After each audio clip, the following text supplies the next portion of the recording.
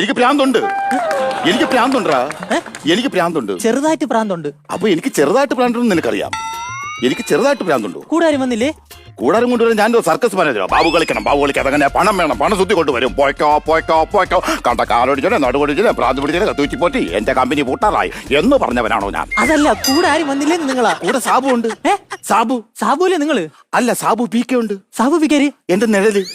അയ്യോ, അവ എവിടെ പോയി? സാബു പീക്കെ. ഇത് ചെറിയ കേസല്ല. സാബു ഇങ്ങോട്ട് കേറി വരുന്നവരുണ്ടായിരുന്നു സാറേ. എന്തിനാ സാബു പീക്കെന്ന് വിളിക്കണ? അത് എനിക്ക് ചിലപ്പോ മാറിപ്പോയാൽ അതുകൊണ്ട് എൻഷയിലും കൂടെ കിട്ടും. സാബു പീക്കെ ഇങ്ങോട്ട് കേറി വരുമ്പോ ഇവിടെ ഉണ്ടായിരുന്നല്ലേ ഇത്? സാബു പീക്കെ മുഴുത്തതാണപ്പ ഇത്. ഇവിടെ വന്ന് നിൽക്കാണോ സാബു പീക്കെ?